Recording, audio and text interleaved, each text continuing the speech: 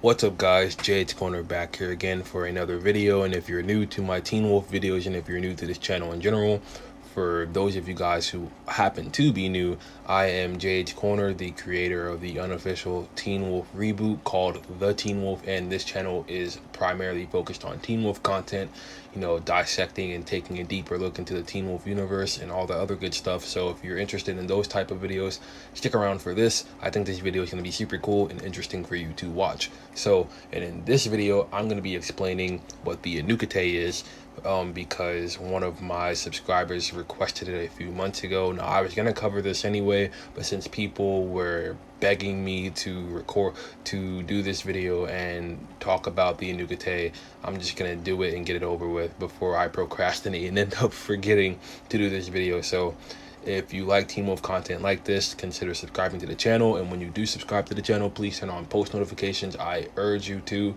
because it's the only way you're going to get notified that my videos are being released. And if you don't turn on post notifications, the videos are going to go sweeping past your subscriber inbox, and you probably won't know that I uploaded a video till 2-3 days later. So with that all said, we're going to stop wasting time, get into the video.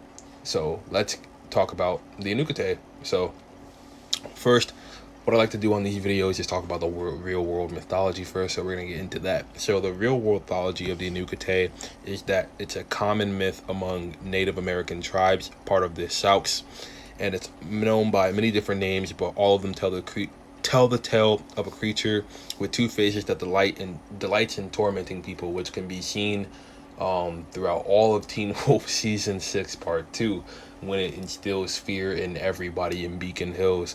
So yeah, that's all we have for the real world mythology of the Anuk Ite. So I'm going to get into a general overview of what it is, and then, you know, talk about how it's portrayed in Teen Wolf and wrap up the video.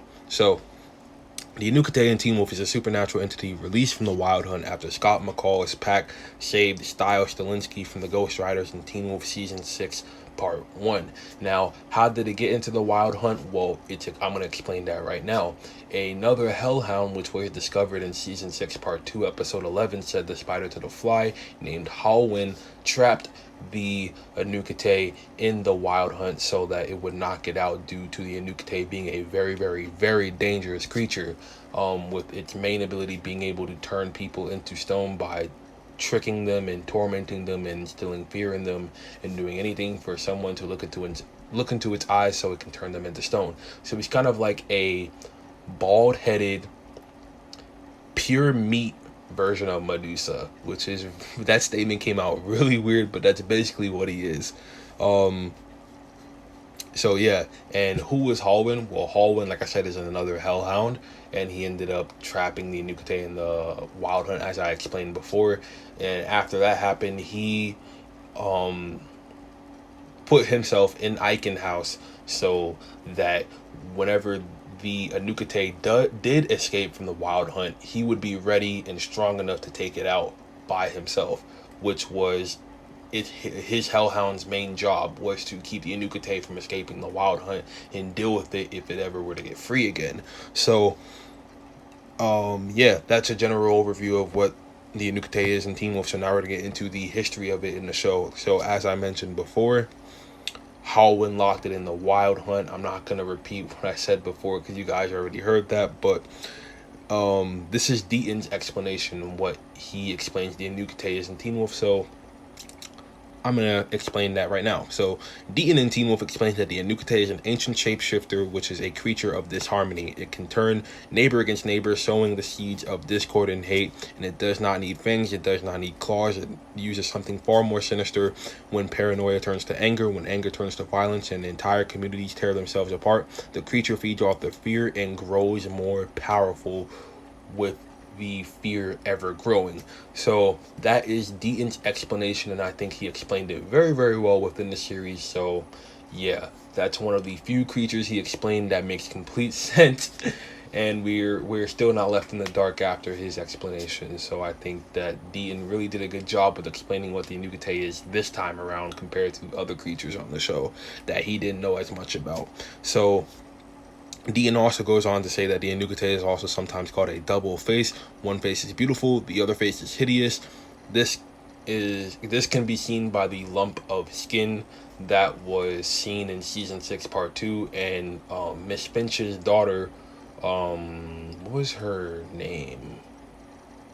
Fuck, I forgot. She's an unimportant. She's a waste of a character anyway.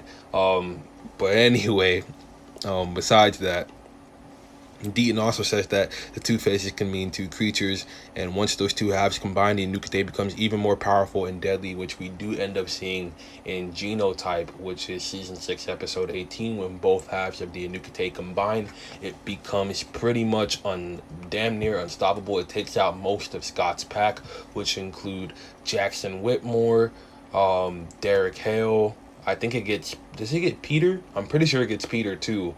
Malia. It does not get Lydia and Styles because they're not there. Styles comes later, but Lydia and Styles are not present when the Anuk Ite is at the school.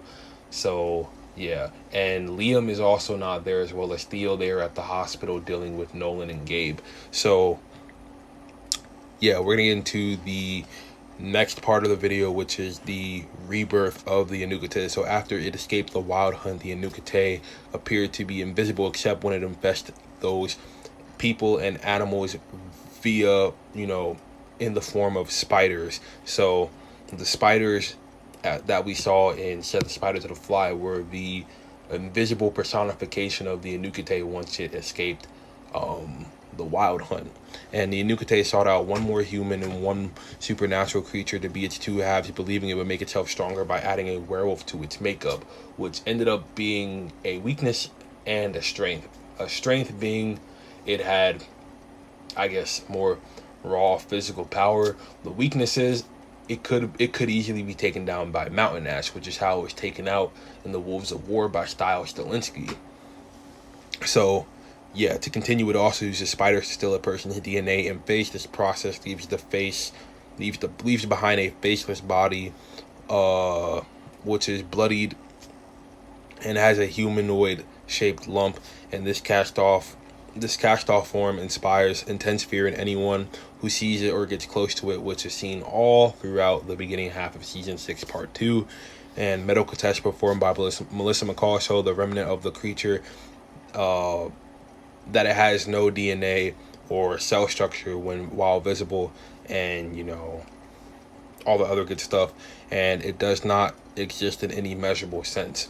So a bit of weird stuff to the Anuk Ite, but very cool at the same time, if you know what I mean. Seeking its other half, the human side, Aaron used fear and intimidation to test Beacon Hill's high students, rooted out supernatural teens, and attempted to merge with them. So he was basically killing anyone and everyone he got his hands across until he found his partner, which included humans, werewolves, were-coyotes. Didn't give a freak until he found his second half and merged together with it. So its supernatural half was born in the woods among the primal pack, and I just remembered Miss Finch's daughter's name. It's Quinn. Not really important, but yeah.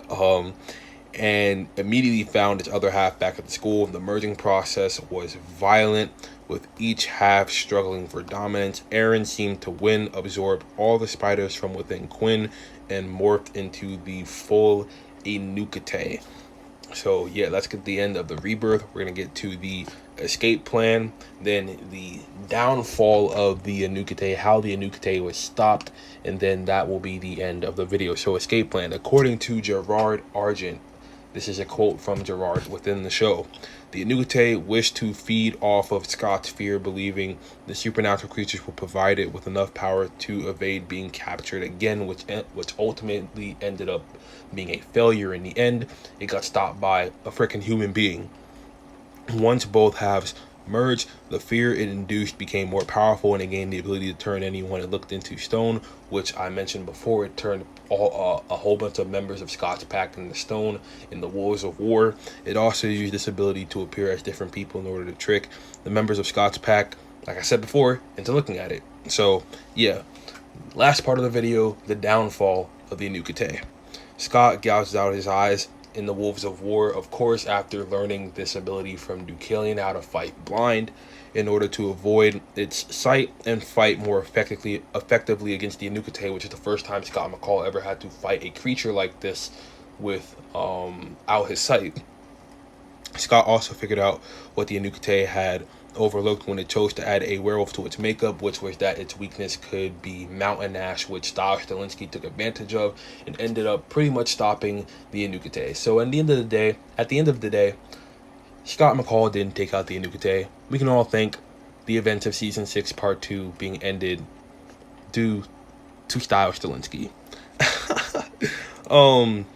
Yeah, so werewolves have weaknesses, which is what Scott figured out, and are blocked by certain substances like Mountain Ash, which I explained before.